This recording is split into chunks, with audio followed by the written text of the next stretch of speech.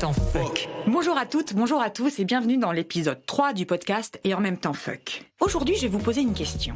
Qu'attendez-vous de moi ? Parce que cette phrase, on l'a entendue, ou au moins on se l'est dite tout bas, ou on l'a criée à nos enfants, à notre conjoint, à notre amant, à notre boss ou à nos collègues, à nos parents, soit sur un ton excédé, soit véritablement en colère, ou juste sur un ton de légitime questionnement.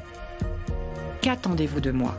D'être une mère attentive, à ne pas oublier le goûter d'anniversaire et courir le temps d'une pause déj pour se retrouver nez à nez devant le choix des jouets Djeco spécial temps calme. Oui, vous savez, les jeux temps calme que l'on achète par solidarité avec les autres mères pour la promesse de quelques minutes de paix. D'être cette mère qui ne crie pas mais engage le dialogue, respecte son enfant dans sa complexité, sans pour autant renoncer à des principes d'éducation. Oui, Sacha met plus d'1 heure à terminer son petit-déj alors que la course à l'école est déjà bien engagée. Ne pas brusquer, taper du pied, vite cha chérie, les dents. Ne pas oublier le bonnet, l'écharpe, le nounou. Non, pas de trottinette ce matin ma chérie. Je porte déjà tes 17 kilos sur mes épaules. J'enfile mes gazelles pour mieux courir. Le cerbère de la porte nous regarde d'un mauvais œil. On est les dernières, mais hop, pas en retard. Petit pot qu'à Florence Foresti. Un dernier bisou, je t'aime mon amour, ne sois pas trop sage, mais évite-moi quand même les urgences quand tu feras cochon pendu dans le préau. Et mince, j'ai totalement oublié de mettre du mascara à l'œil gauche, il était trop occupé à savoir si tu terminais ton bol de lait de soja.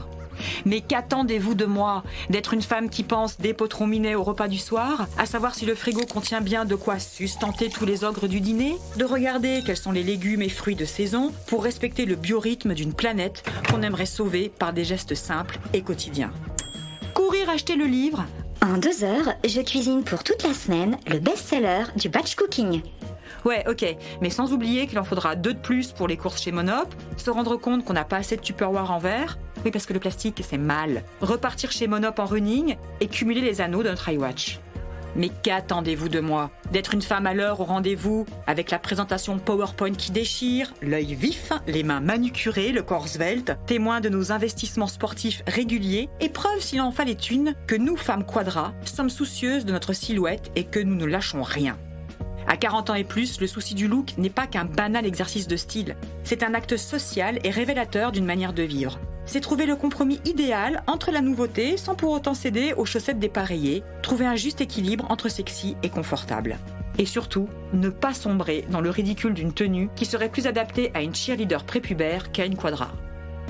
Vous avez remarqué ? On n'a pas le droit à l'expression vieux beau version féminin, mais directement cougar. Un look trop sexy nous fait basculer irrémédiablement vers une sexualité tendue et revendiquée, voire une sexualité en apnée et en demande.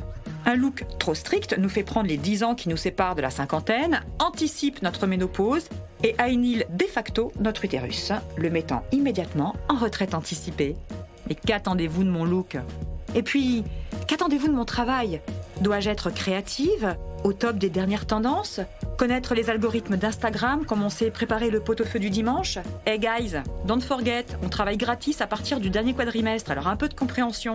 Eh ouais, je pars un peu plus tôt aujourd'hui. J'ai mis 4 mois à avoir ce rendez-vous avec ce pédodentiste. Il est absolument hors de question que votre réunion du vendredi à 17h enlève à Sacha la possibilité d'avoir le sourire de Juliette Binoche.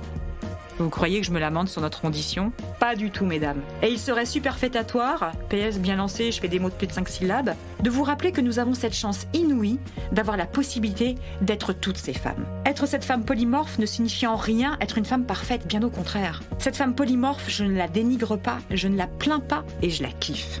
Je la revendique, cette femme polymorphe, aux 1000 facettes, aux 1000 visages, aux 1000 possibilités. Parce que nous sommes capables de l'investir pleinement. Parce qu'elle nous donne une force inouïe de renverser les tables, de bousculer les règles, de rebattre les cartes, de relancer les dés. Parce que cette femme-là, elle nous ouvre le champ des possibles. Oui, je sais, c'est une expression que j'aime beaucoup en ce moment. Elle ne nous vide pas, mais au contraire nous pousse à l'ouverture, à l'altérité, nous emplit de nouvelles forces. Je veux que nous soyons, comme le chantait Dalida, toutes ces femmes en une, kaléidoscope de notre génération, fille des baby-boomers et mère des enfants Montessori. Je prends cet engagement comme preuve de nos multiplicités, de nos forces. Elle ne nous contraint pas dans une seule voie. Je nous veux femmes slasheuses, mutantes et permutantes. Je revendique le droit d'être créative en sachant parfaitement toutes les formules d'un tableau Excel.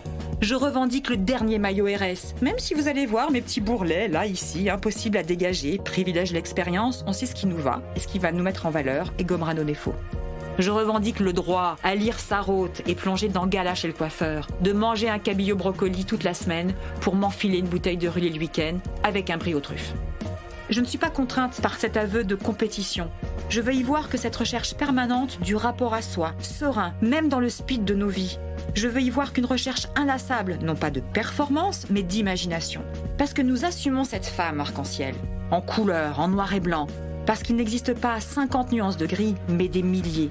Parce que ce statut est pour nous une opportunité d'être et de savoir à saisir pour nous renouveler, éviter l'ennui et combattre la vacuité. Moi je dis vive les femmes polymorphes. Et vous, chers auditeurs et auditrices, qu'attendez-vous de moi ? Et en même temps, Fuck, un podcast écrit par Esther Pi, assistante de production Méline Iscache, sous la relecture attentive de Sandrine Delsol, illustration Marie-Félix et musique originale Ménicans Design. Et en même temps, Fuck.